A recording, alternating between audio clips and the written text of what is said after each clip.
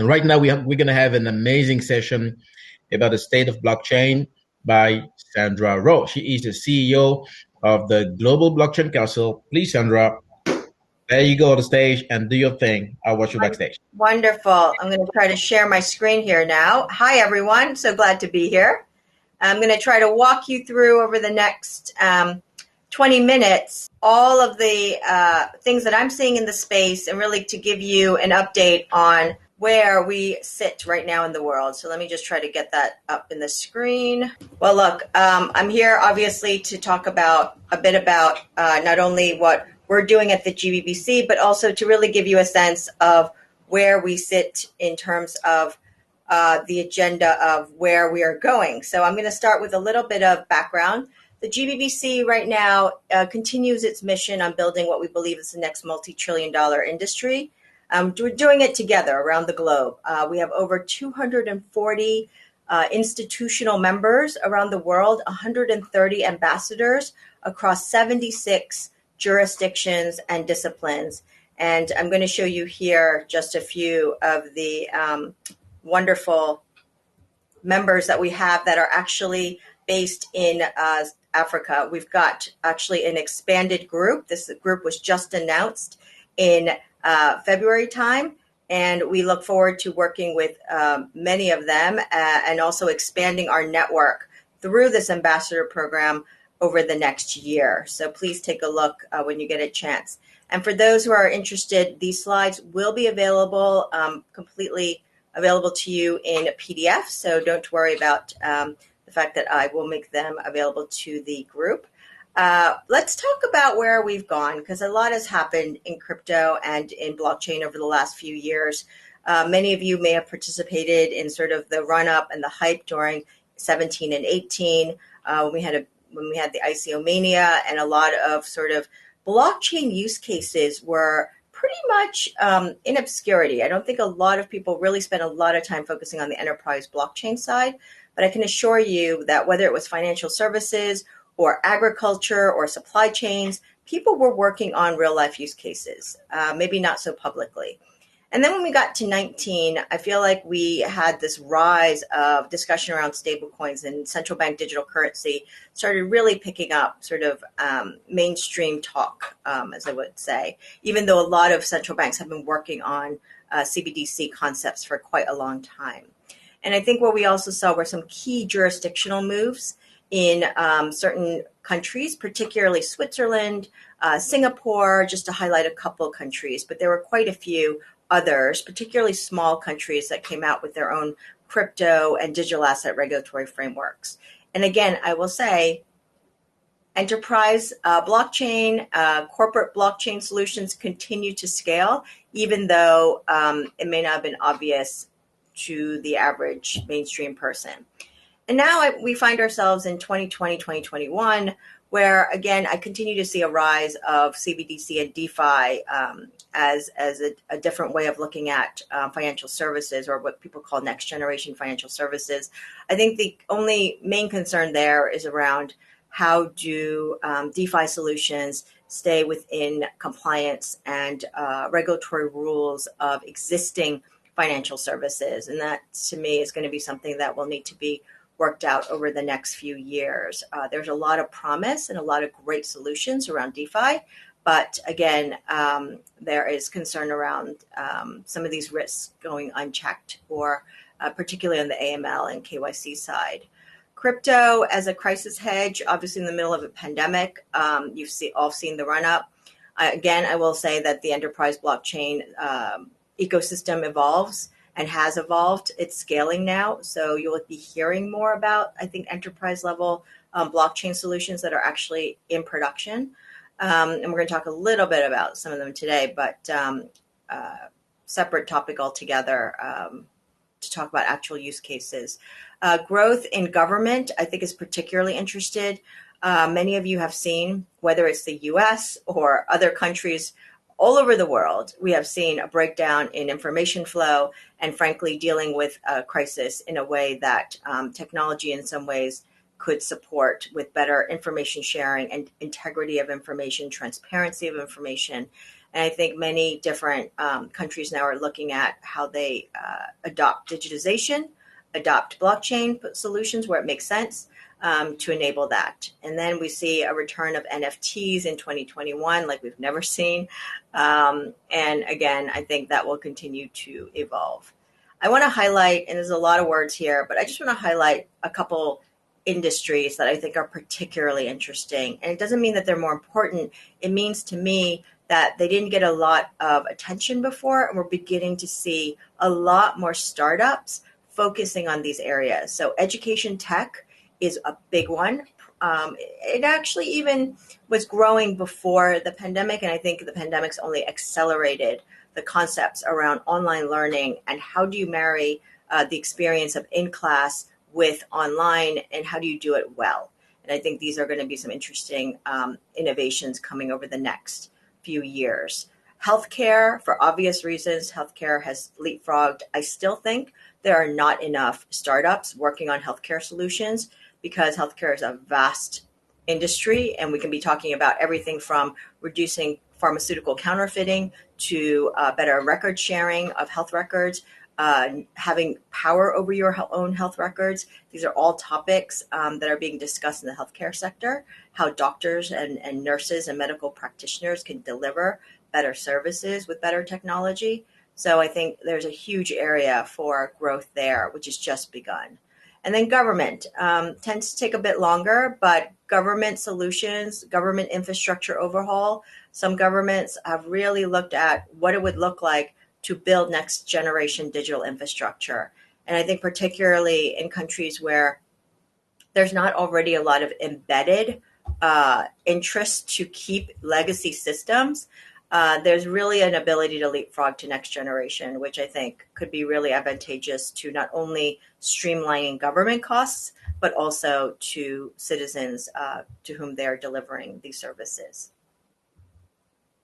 I'm going to get to the nuts and bolts of use cases because I think that's going to be critical. And I want to talk about a couple projects that particularly GBBC we're working on. We've got one where we're focusing on the Great Lakes region, and we just had a February gathering.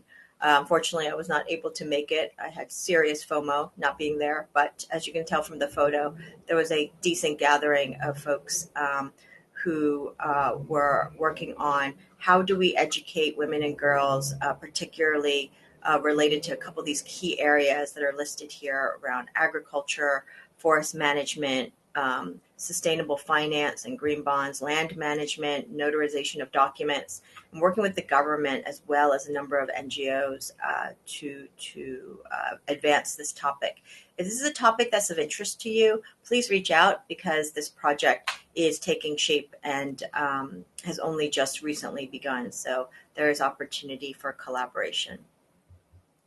And then I want to mention another one that is was launched last year by a very large company, Procter & Gamble. You may have heard of them, P&G.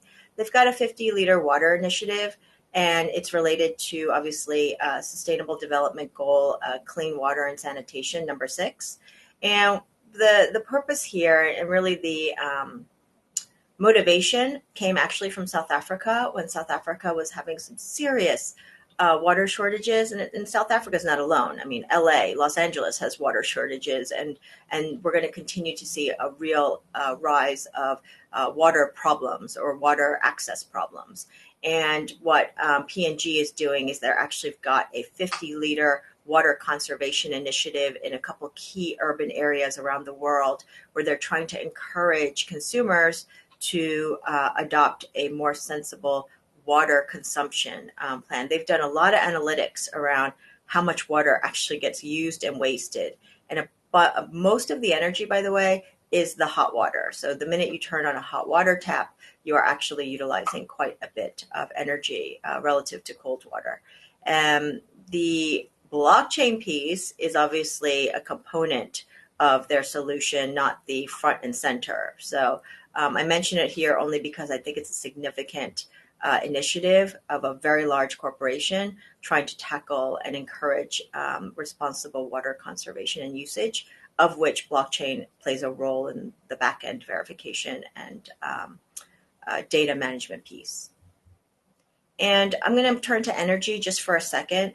I think the energy sector, particularly for sub-Saharan Africa, is a big opportunity. And I know there are a number of companies that have already set up projects, whether it's Morocco or in other jurisdictions. There are a number of energy companies that are looking at different projects in Africa, whether it's solar or whether it's other renewables. I think there's a role to play on the P2P energy trading front, as well as other mechanisms to basically leapfrog. And for Africa, really, in many ways, I think there should be startups up and coming. I don't know of any. So if you are working on an energy project, please reach out.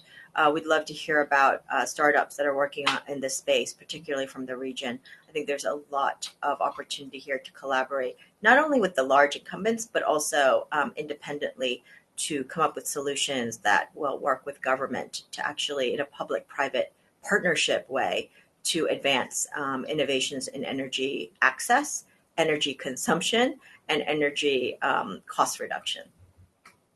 And there are a number of smart cities here that we've heard about. Again, we're monitoring them. This is in no way an endorsement of the smart cities, but we do think it's very interesting that we have a couple projects in Kenya and one in Senegal, obviously one that's quite famous that's been announced by Akon.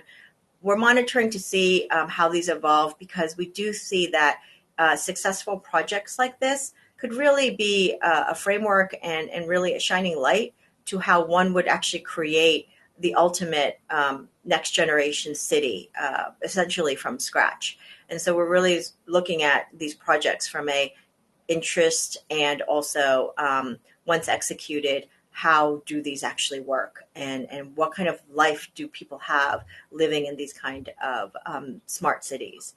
And then I'm going to leave you with one in the financial services sector. This is also one where we're working with Rowett Capital in Nigeria. Savannah Bank has a license in Nigeria to operate as a bank. And there are discussions around how this banking license in this bank can be evolved into next generation banking.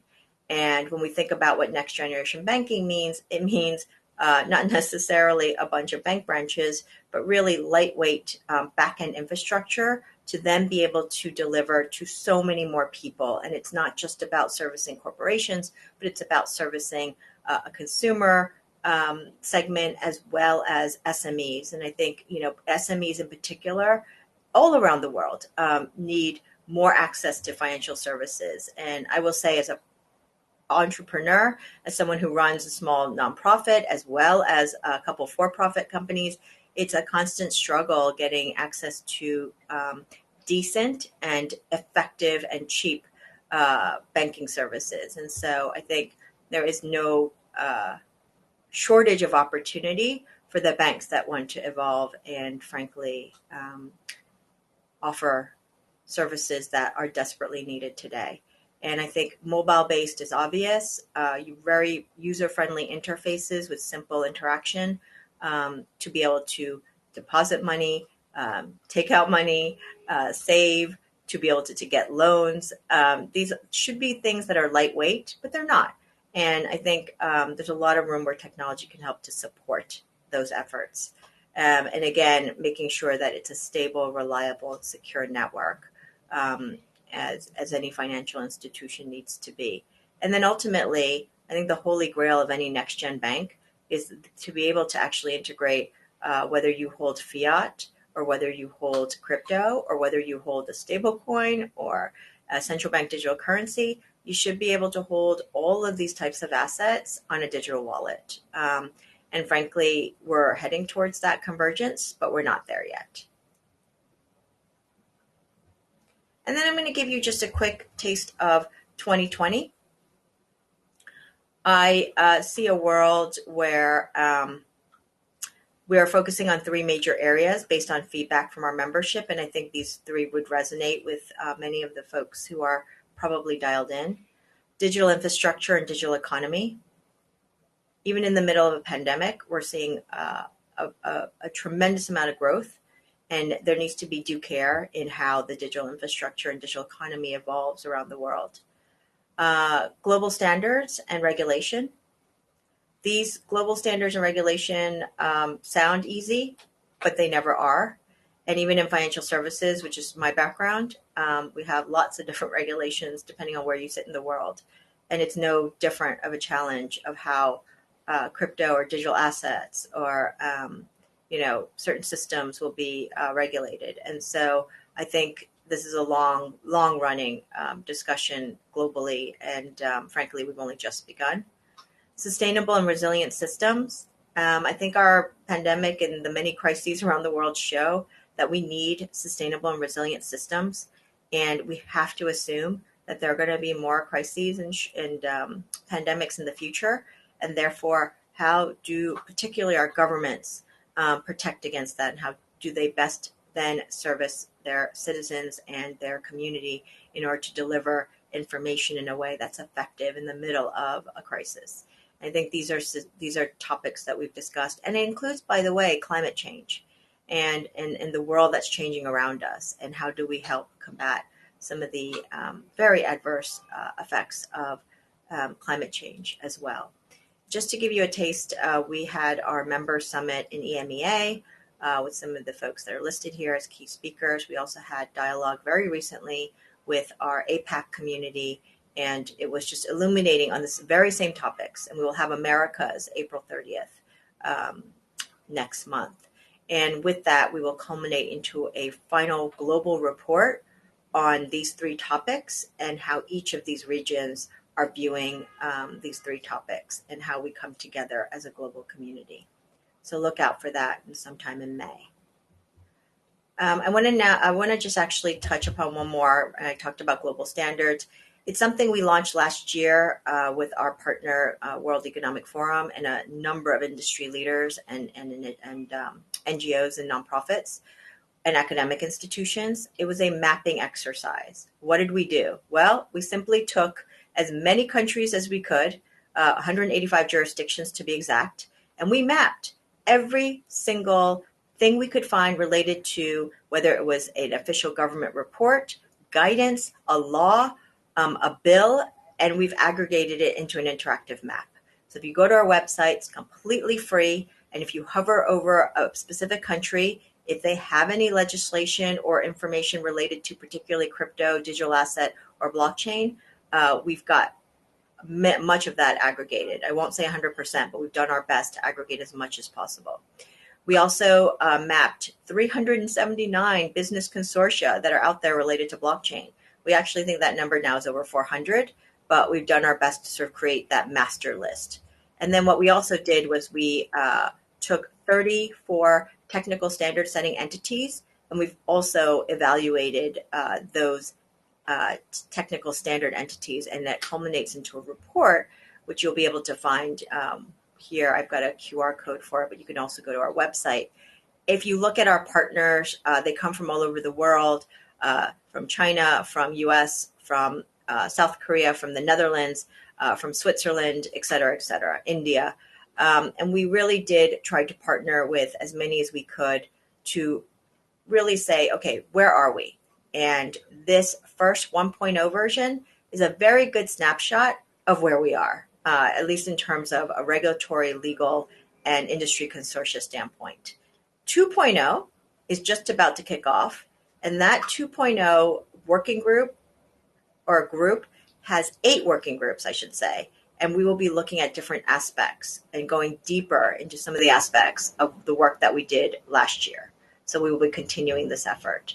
If you want to find these reports, they're here. And I will leave you with one final thought, which is we continue to evolve. This is a multi-decade evolution. So anyone who thinks they're late to the party, you are not. You're going to see the biggest growth in blockchain, I think, over the next 10 years. And I think we have much more to look at. And on a promising note, because I know it's been a really hard year plus for many people, I take a look at this every so often. Look at November 3rd, 2019, before the pandemic. We had about 15,000 job offerings on LinkedIn. This is just LinkedIn. Today, or yesterday, 22,000 plus jobs around the world related to blockchain. And I didn't even put in crypto. I just put in blockchain. So the opportunities are on the rise. every single startup, growth company I know in the blockchain space is hiring. So that's got to be a clear indication that we have some serious growth going on. Thank you very much, and I appreciate your time. Sandra, thank you so very much for your presentation.